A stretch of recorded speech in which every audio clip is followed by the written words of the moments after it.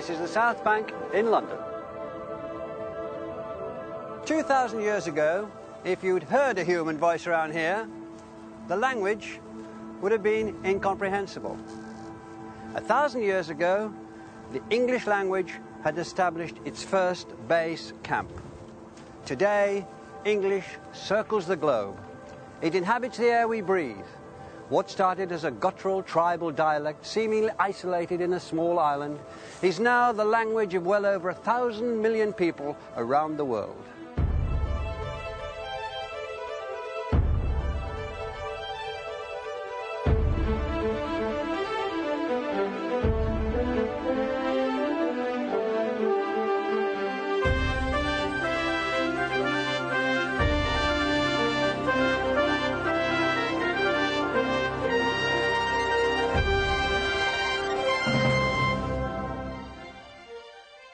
The story of the English language is an extraordinary one. It has the characteristics of a bold and successful adventure, tenacity, luck, near extinction on more than one occasion, dazzling flexibility, and an extraordinary power to absorb. And it's still going on. New dialects, new Englishes are evolving all the time, all over the world. Successive invasions introduced, then threatened to destroy our language. Our first program tells that story. For 300 years, English was forced underground. Our second program tells how it survived and how it fought back. Our third program will tell how the English language took on the power blocks of church and state. Our fourth, how it became the language of Shakespeare. In later programs, we're going to leave these shores as English did, to tell the story of how in America, the language of one great empire became that of another. We'll go to the Caribbean, where a variety of new part English dialects took root. India, where English became a commanding, unifying language in a country of 1,000 tongues. And Australia, where a confident new English was invented by a people, many of whom had been expelled from their mother country. We'll travel through time, too, to explore how English in the 21st century has become the international language of business, the language in which the world's citizens communicate.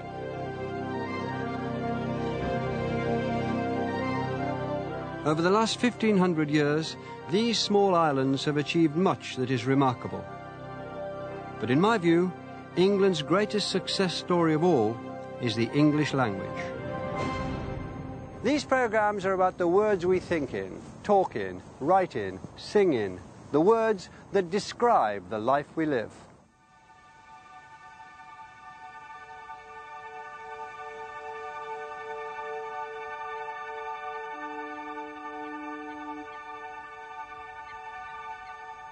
This is where we can begin, just after dawn, in a foreign country, on a flat shore by the North Sea, in what we now call the Netherlands.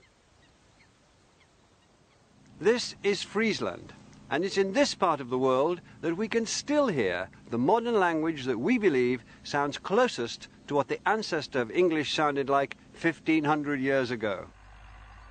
En als we dan maart nog even bezorgen, maart hebben we toch wel een aantal dagen rond met frost. Ja, Friese die het op zijn 9 dagen, dat vooral ondergroen. In Friesland, many people start their day listening to the weather forecast from popular weatherman Piet Palusma.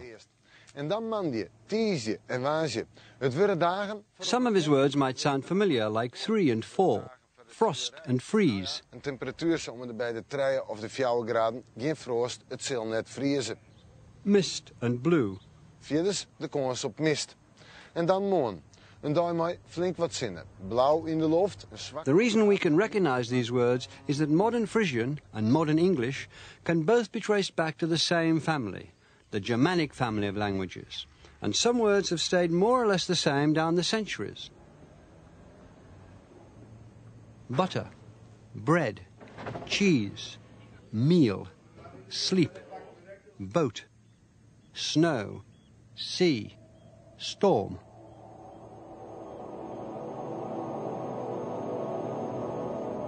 The West Germanic tribes who invented these words were a warlike, adventurous people.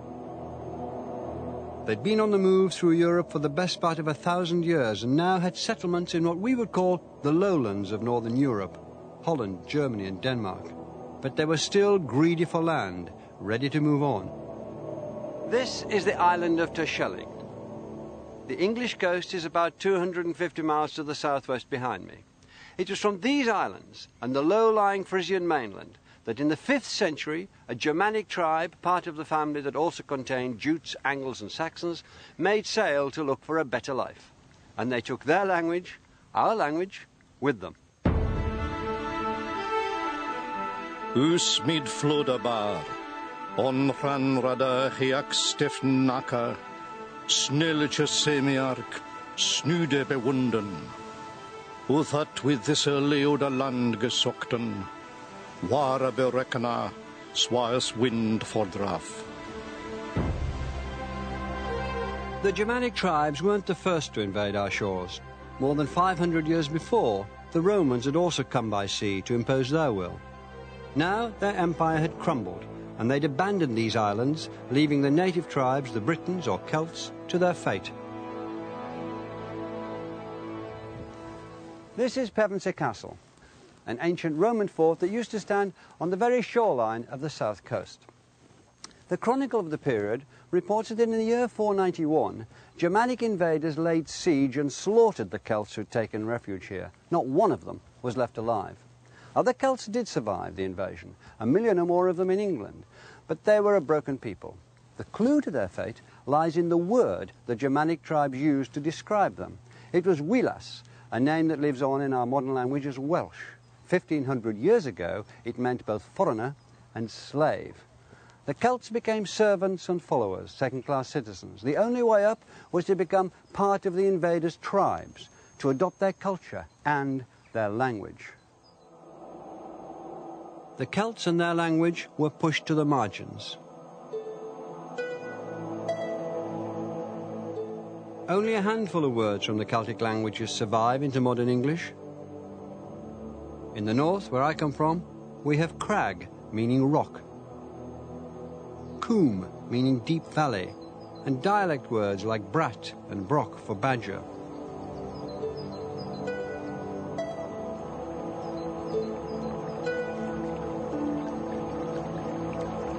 There are traces in place names. The Tor in Tropenna, spelled as Torpenhow, a neighbouring village to my own, that comes from the Celtic for peak. The Car of Carlisle means a fortified place.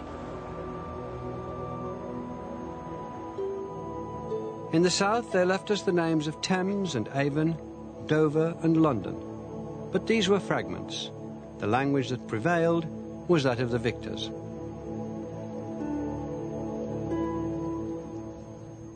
By the end of the 6th century, these Germanic tribes occupied half of mainland Britain. They had divided into a number of kingdoms: Kent, Sussex, Essex and Wessex, denoting the settlements of southern, eastern and western Saxon tribes; East Anglia, named after the Angles who gave England its name; Mercia in the Midlands, Northumbria in the north. Throughout these areas, many modern place names come from that settlement, or use the words they brought. We live with them. We live in them every day.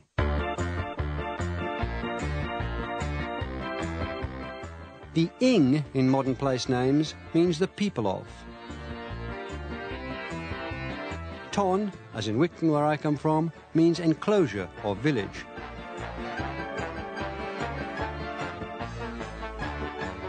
Ham means farm, which might surprise one or two Tottenham supporters.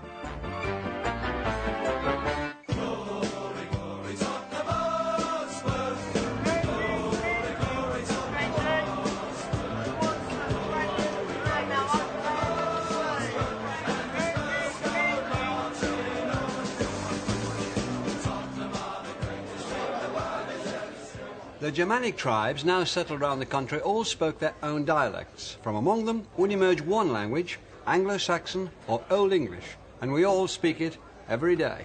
With our 5 strikers, none of them can really finish. Armstrong, Everson, Ross, Sheridan. We just need some youth and pace, really. Examine the language you use today and you'll still find hundreds of words from a language over 1,500 years old. Keywords ranging from the names we give family members to numbers. Gardner also. So what do you reckon today? I think we'll win 2-1 today. So I'll drink to that. I live in like a West Ham sort of area, and I've got a lot of West Ham friends, but for this game we'll be enemies. For the home games, I would go with the guys we meet up from the Top Spurs website, or with my daughter to other games. I mean, she's 5 at the moment, loves it. She loves singing the songs, the nice ones anyway. I was coming with my son, so we just go in, get something to eat first, go into the ground, savour the atmosphere and watch the game. There has been a few high-scoring games over the years. I think the highest we ever beat them was 6-1. A repeat today wouldn't go amiss. Most of those words were from Old English. Nouns like youth, son, daughter, field, friend, home and ground. Prepositions like in and on, into, by and from. And the are from Old English. All the numbers and verbs like drink, come and go, sing, like and love. But would these words have sounded different all those years ago?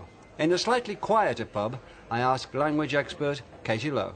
They sound a little different. I mean, the Old English for sun is sunu. That's not so very different. Game is garman. Ground is grund.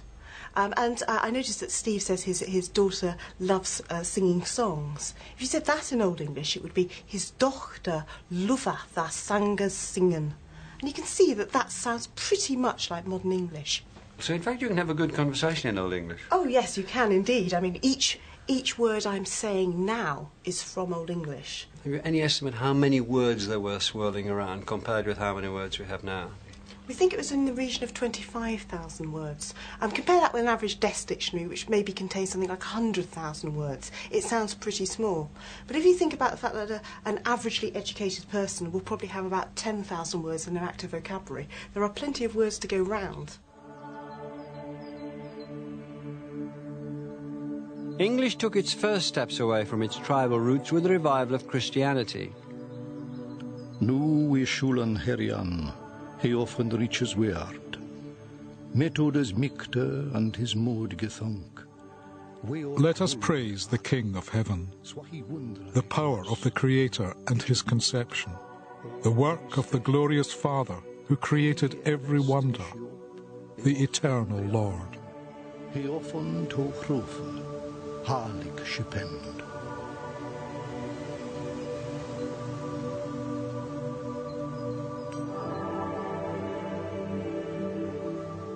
In 597, the monk and prior Augustine led a mission from Rome to Kent. Around the same time, Irish monks of the Celtic Church were establishing a presence in the north. Within a century, Christians built churches and monasteries. This is St. Paul's in Jarrow, parts of which date from the 7th century.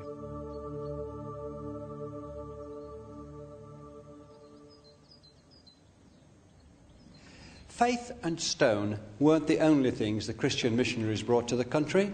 They brought the international language of the Christian religion, Latin. Latin terms became part of the English word hoard. Altare became altar.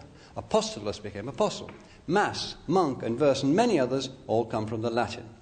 This would become a pattern of English, the layering of words taken from different source languages. And from Latin too, the English took their script.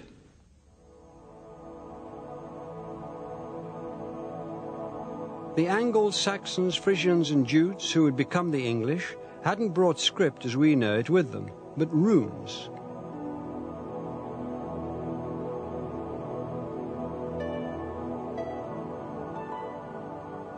The runic alphabet was made up of symbols formed mainly of straight lines, so that the letters could be carved into stone or wood.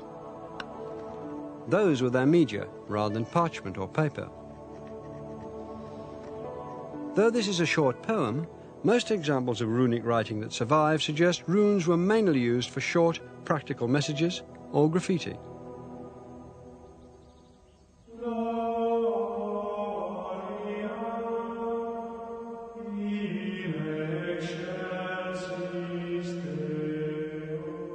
The Latin alphabet was different. With its curves and bows, it allowed words to be easily written using pen and ink onto pages of parchment or vellum, which, gathered together into a book, could be widely circulated.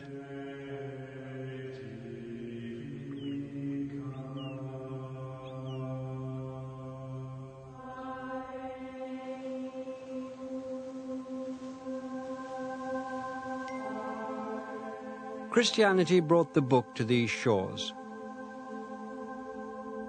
Verbum, the word.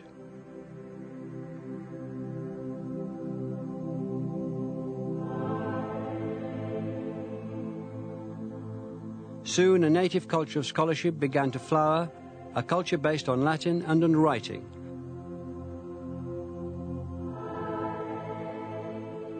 The magnificent Lindisfarne Gospels were created in the 8th century on the island of Lindisfarne, just off the northeast coast. A few miles south, at the monastery of St. Paul's in Jarrow, the great English monk and scholar Bede, born and educated in Northumbria, began writing the first ever history of the English-speaking people. He wrote, of course, in Latin, the language of scholarship. The prevailing language among the people was still Old English, but Latin, this powerful medium, was now amongst them. Now, Old English was written down, using the Latin alphabet, while retaining some of the old runes as letters. From the 7th century, we find English itself written on parchment in a language and a script which we can just about recognize as our own. Father úser þú art in hiofnu, siga halgad noma þín, tokumath richa þín, si willow þín swa is in hiofne and in eortho. Chlaf úserne of wislich selos today, and forgifus schulda usra, swa we forgifon schuldgem usem, and inled usi in costum. With writing, Old English stole a march on other languages spoken in Europe at the time. Prayers were recorded and books of the Bible translated. The laws of the land were written down, and the language soon became capable of recording and expressing an increasingly wide and subtle range of human experience. And in the right hands, Old English was now powerful and supple enough to take you to imaginary worlds, fire the blood, be poetry. What? We gardena in jardavum, theod kuninga thrumge frunon. So, the Spear Danes in days gone by, and the kings who ruled them, had courage and greatness. We have heard of those princes' heroic campaigns. No one knows who composed the epic Beowulf sometime between the mid-7th and end of the 10th century. It's the first great poem in the English language, the beginning of a glorious tradition which will lead to Chaucer, Shakespeare and beyond. The poem celebrates the glory days of the Germanic tribes, epitomized in the heroic warrior who gives the poem its name. The power of the language can be heard in this passage, which introduces Beowulf's archenemy, the monster Grendel. The comb of Mora, under Misleodum, Grendel Gungan, Goda's in off the moors, down through the mist bands, God-cursed Grendel came greedily loping. The bane of the race of men roamed forth, hunting for a prey in the high hall. Spurned and joyless, he journeyed on ahead and arrived at the bawn. Then his rage boiled over. He ripped open the mouth of the building, maddening for blood. He grabbed and mauled a man on his bench, bit into his bone lappings, bolted down his blood, and gorged on him in lumps, leaving the body utterly lifeless, eaten up hand and foot. What does that tell us about English at that time, Seamus? What sort of language was it when you came to it? Do you think this is a fully developed poetic language? It's certainly a fully developed poetic language. It's capable of great elaboration. But what struck me generally about Old English from the moment I read the bits of the Anglo-Saxon Chronicle right through to Beowulf is it's terrific for telling what happened. It's a wonderful sense of the indicative mood all through it. It's terrific for action, terrific for description. There's a wonderful forthright capacity to make up extra language in Anglo-Saxon. The words are very clear and direct. Bone and house, for example. Bone house, there you have the house for the body, a word for the body. Beautiful words for instruments. The harp is called gleobeam, the glee beam, the happy wood, or else the joy wood, I think so, goman wudu.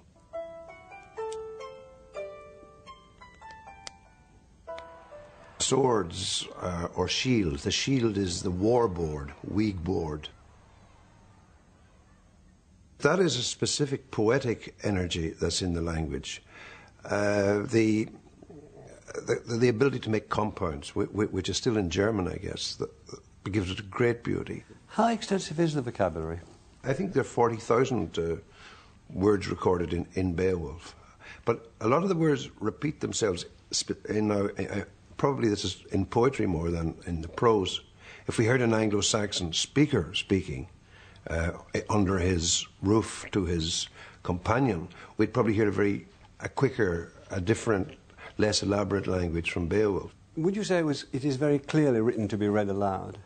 It's certainly written to be read aloud. The question that agitates some scholars is whether it was written, you know. But I think the general consensus now is that by the time you get to Beowulf, you have a writer dealing with a traditional oral language. What? We gardena in Yardawum, Theod Kuninga Thrum Gefrunon, Hutha Athelingas, Ellen Fremedon. Certainly you open the book, what we gardena and Yardagum, it asks to be uttered. And there are many speeches in it. And it comes off the tongue with terrific directness, I think.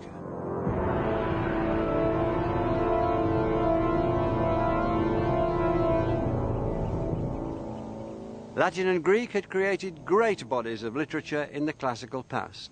In the East, Arabic and Chinese were being used in the 8th and 9th century as languages of poetry.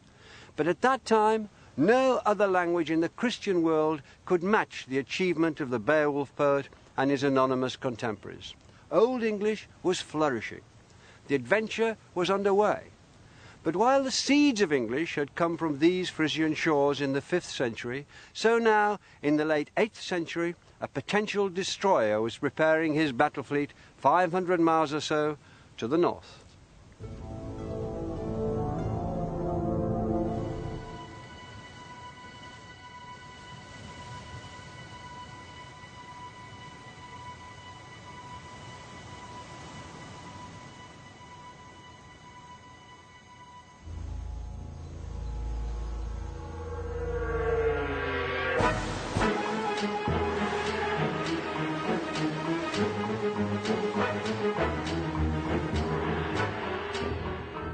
In the late 8th century, the Latin-based culture of scholarship, which had grown up in places like Lindisfarne and which had also been the cradle of Old English, faced extinction from across the sea.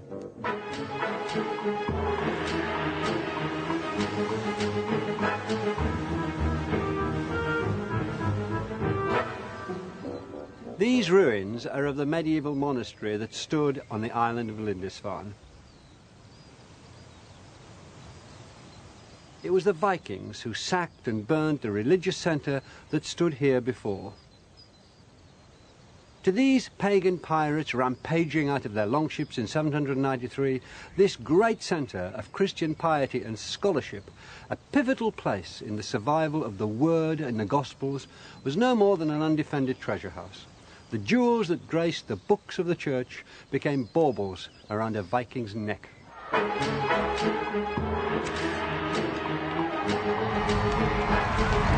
Today, the Vikings may seem romantic, reenacting their rituals a good day out. Over 12 centuries ago, their arrival was not so cheerful. To many, it seemed to signal the end for civilization. A year after razing Lindisfarne, the Vikings returned and sacked Jarrow, the abbey, where Bede had been the greatest scholar in one of the finest libraries in Christendom. This stronghold of the Latin word, where English was also being written down, uniquely among European dialects, was burned to the ground, its books with it.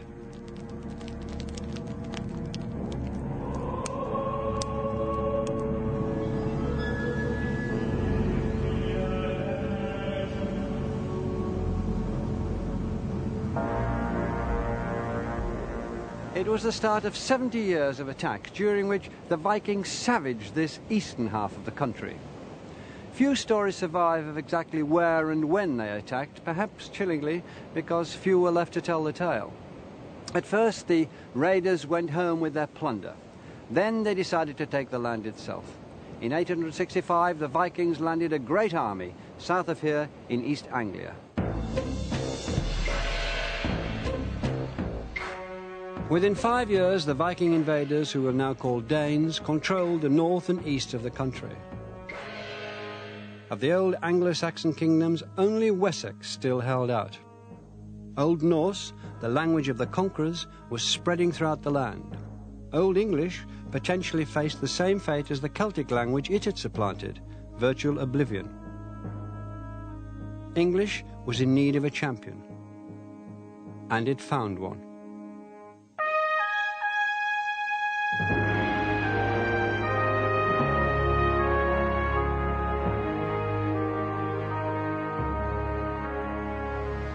King Alfred's statue stands here in Winchester, the capital of his ancient kingdom of Wessex. He's the only monarch in our history to be known as the Great, and he's often been hailed as the saviour of England.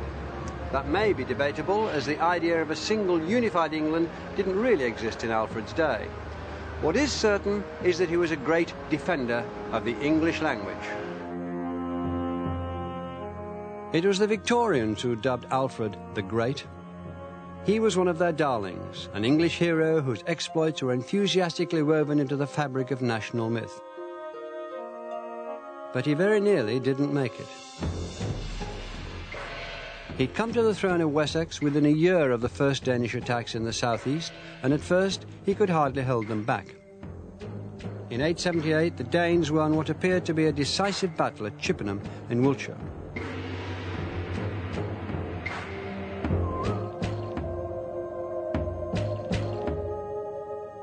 Alfred, with only a few followers, went on the run into the marshes of Somerset, moving, as a contemporary wrote, under difficulties, through woods, and into inaccessible places. Legend has Alfred, unrecognized, taking shelter in a poor woman's cottage and being scolded for burning the wheaten cakes he'd been set to mind. But the reality was less cosy. His situation was desperate, and if Alfred's kingdom fell, the whole country would be controlled and settled by conquerors whose language would inevitably crush English.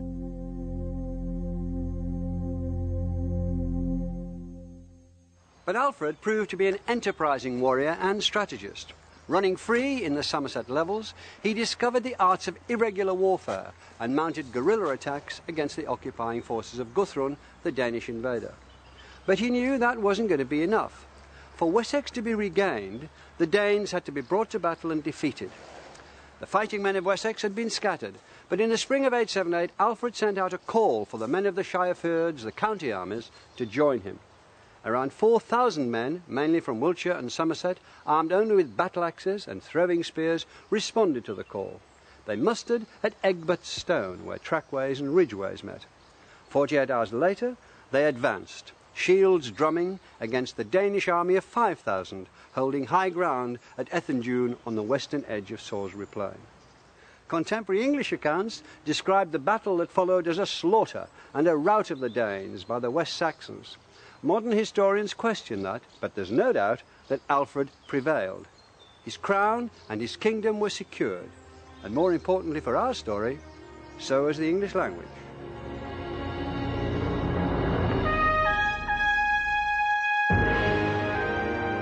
the Danes surrendered. Their leader was baptized as a Christian, and Alfred's crucial victory was memorialized here in Wiltshire in an earlier version of a great white horse carved into the land he'd saved.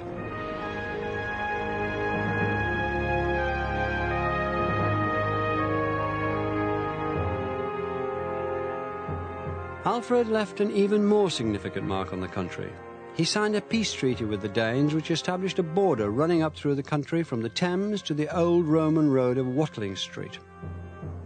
The land to the north and east, to be known as the Danelaw, would be under Danish rule. The land to the south and west would be for the English. No one was to cross the line unless to trade.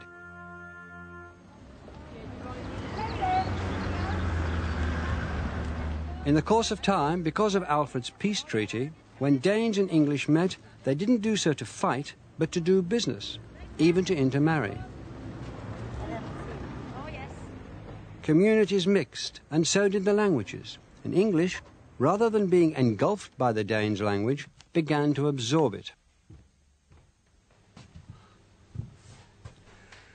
I'm in the market town of Hexham in the northeast of England. Maps of the area show just how widespread the Danish settlement was. Place names ending in "by" reveal the Danish name for farm.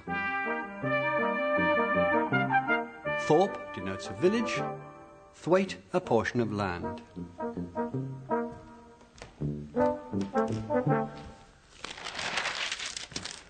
The births, marriages and deaths pages of the local paper feature lots of names ending in "son."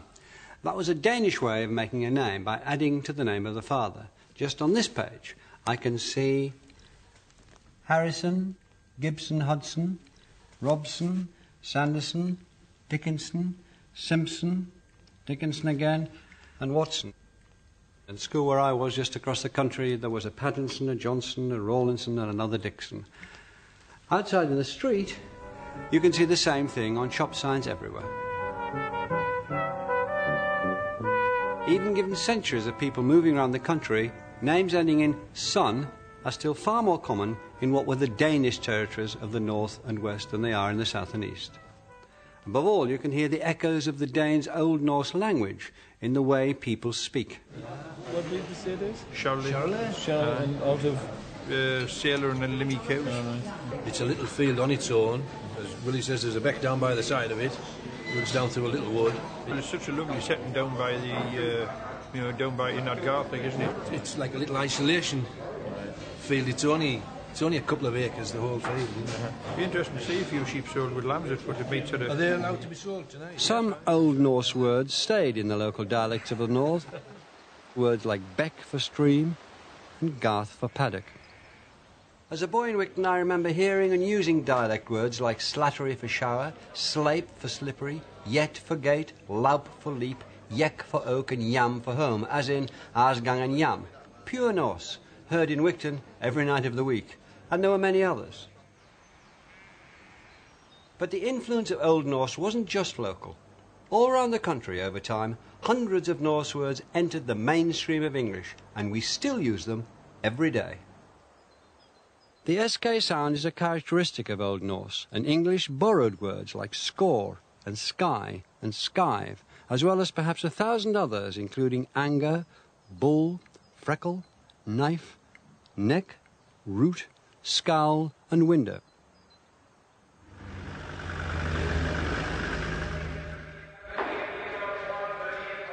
Sometimes, where both Old Norse and Old English had a word for the same thing, both words lived on in English, each taking on a slightly different meaning.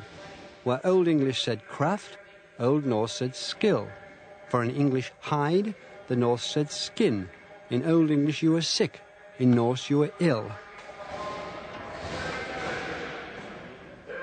Here was another example of English's extraordinary ability to absorb, to take in words from other languages, adding them to its word hoard, increasing the richness and flexibility of the vocabulary. I think that the point about vocabulary is how much it astonishes by its ordinary nature. Words like law, egg, husband, leg, ill, die, ugly, all these words are from Old Norse, and yet you wouldn't necessarily think that they were foreign at all.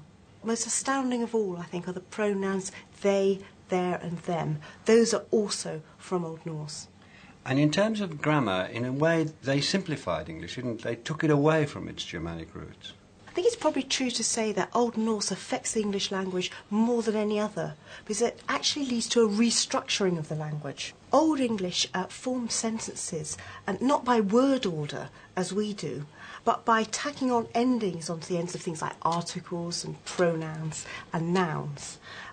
What happens is, through contact with a pretty similar language, a lot of these inflectional endings start to lose their distinctive nature. And actually this is a process that we can see happening fairly early on in the Anglo-Saxon period. So the language is prone to do that, but contact with Norse languages speeded it up, gave it a shove towards modernity. Can you give us a very simple example of that?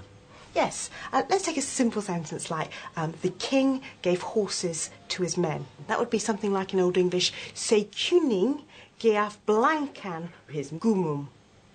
Now in Old English, you didn't tend to have a preposition like to. Instead, you could use a special ending, which kind of meant to his men. And that would be a um ending, and you just tack that onto the end of the noun for man. So you'd have gumum. ending. Now, the plural for the word for horse, if you want to say gave horses to his men, would be have an N on it, so it would be blankan. Unfortunately, towards the end of the Old English period, we start to see that ending becoming more and more indistinct. And we see spellings like guman, an, just the same as blankan, an.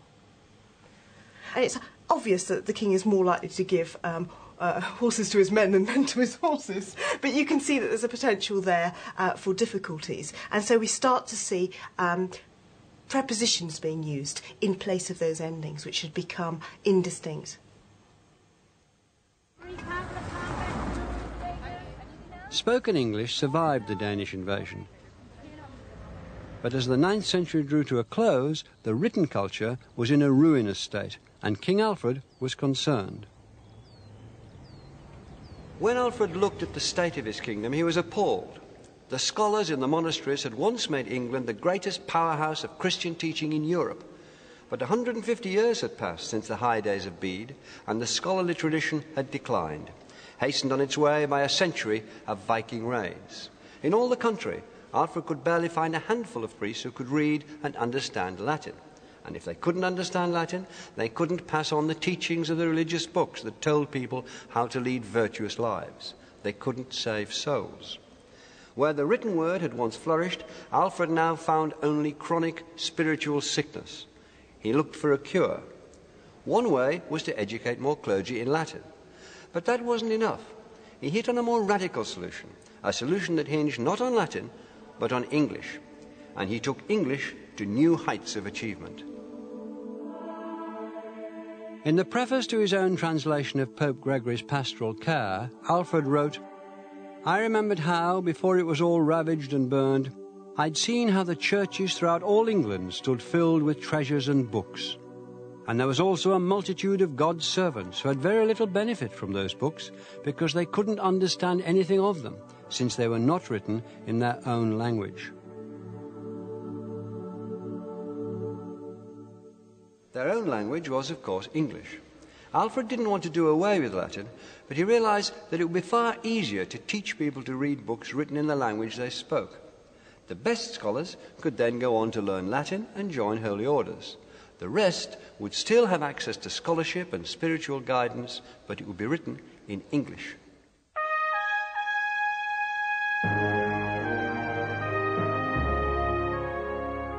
Here, in his capital city of Winchester, Alfred drew up a plan.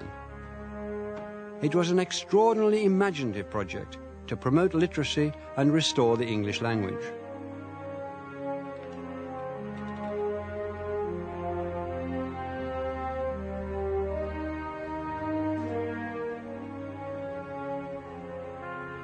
We should, he wrote, translate certain books which are most necessary for all men to know into the language that we can all understand, and also arrange it, as with God's help we very easily can if we have peace, so that all the youth of free men now among the English people, who have the means to be able to devote themselves to it, may be set to study for as long as they're of no other use, until the time they're able to read English writing well. Alfred had 5 books of religious instruction, philosophy and history translated from Latin into English, a laborious and costly undertaking.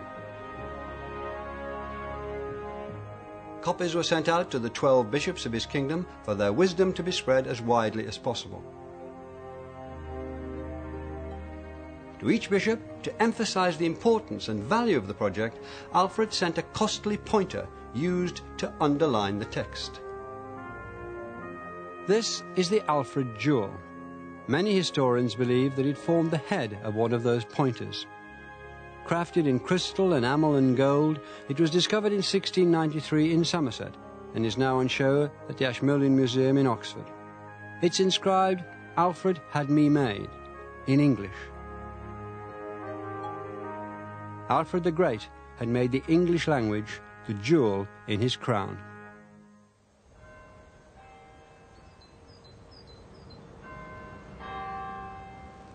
Here in Winchester, Alfred had established what was effectively a publishing house. Other projects he undertook included the commissioning of the Anglo-Saxon Chronicle, detailing hundreds of years of history. Alfred died in 899. One of his legacies was an English language which was more prestigious and widely read than ever before. There was nothing to compare with this range of written vernacular, history, philosophy, poetry, anywhere else in mainland Europe. English was out on its own. By the middle of the 11th century, English seemed secure, but now other invaders were waiting in the wings, and English was about to face its greatest threat ever.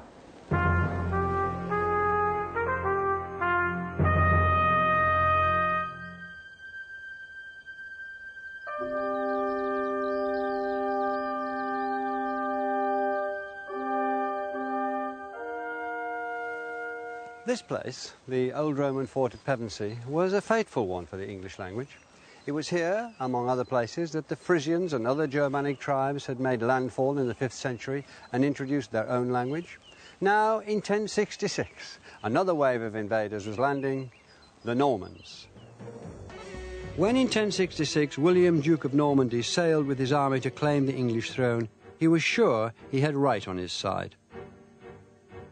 The English king, Edward the Confessor, had spent many years in Normandy, and in that time, contemporary sources say, had come to regard William as a brother or even a son, and had named him as his successor. Sensing his impending death and fearing rebellion at home, the childless Edward had dispatched Harold Godwinson, his wife's brother, and as Earl of Essex, the richest and most powerful of the English lords, to Normandy to pledge loyalty to William. This Harold did, swearing on 2 caskets of holy relics.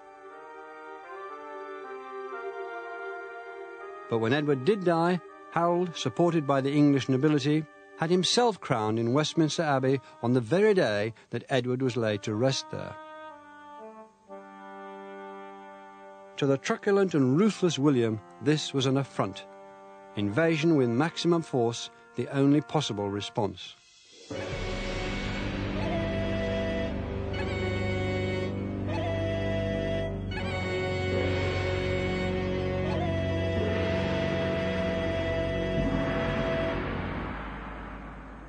The armies met here, near Hastings.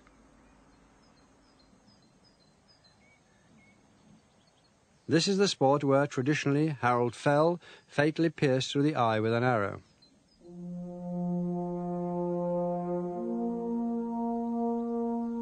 The site was later named after the engagement, but it's named not with an English word, like fight, but with a word from the language of the Norman victors, battle.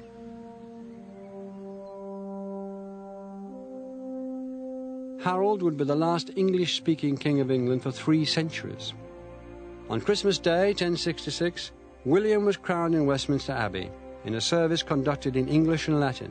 William spoke French throughout. A new king and a new language were in authority in England. Enemy. Castle.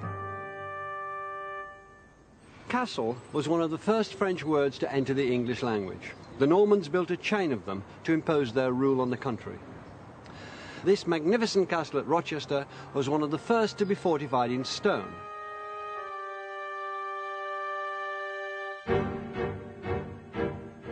By blood, the Normans were from the same stock as the Norsemen who had invaded in earlier centuries, but they no longer spoke a Germanic language, rather what we'd call Old French, which had grown from Latin roots. Many of the words they spoke would have been very strange to the native English, but would quickly become unpleasantly familiar. Our words, army, archer, soldier, garrison, and guard, all come from the conquering Norman French.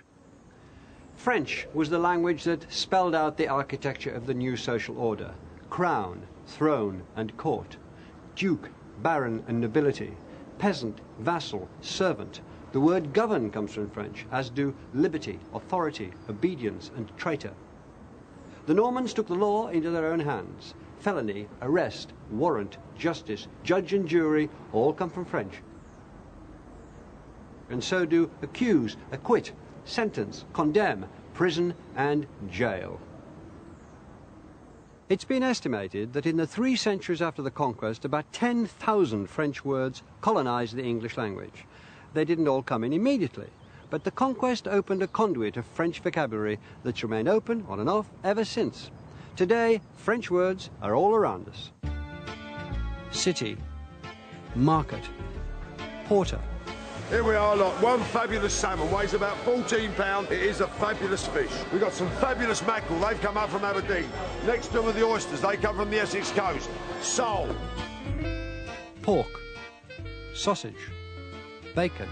Nice bit of fruit, bit of oranges, bit of juicy lemons. Grape, tart, biscuit, sugar. Cream. Fry. Vinegar. Nearly 500 words dealing with food, cooking and eating alone entered English from French, just a fraction of the imports which would enrich the English word hoard in the centuries after the Norman conquest.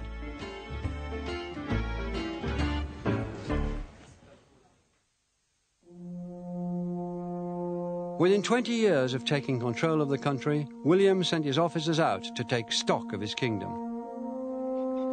The monks of Peterborough, who were still recording the events of history in English in the Anglo-Saxon Chronicle, noted disapprovingly that not one piece of land escaped the survey, not even an ox or a cow or a pig.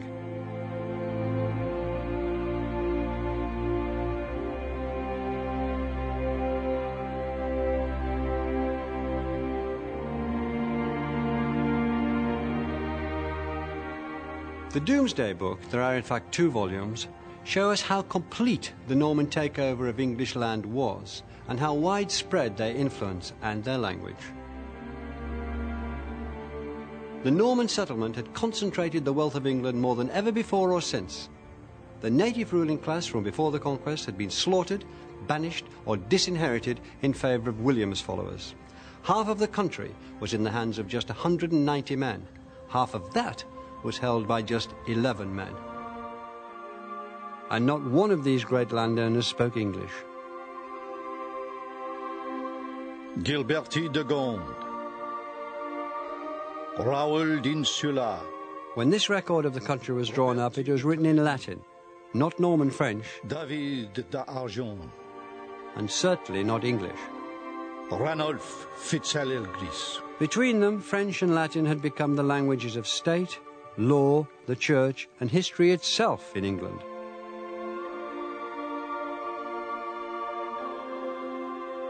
The writing of English became increasingly rare. Even the Anglo-Saxon Chronicle guttered into silence. What we gardena in Yardawum, Theod Kuninga Thrungefrun. The language of Alfred and the Beowulf poet had lost all the prestige that it had slowly built up. In a country of 3 languages, English was now a poor third, bottom of the pile.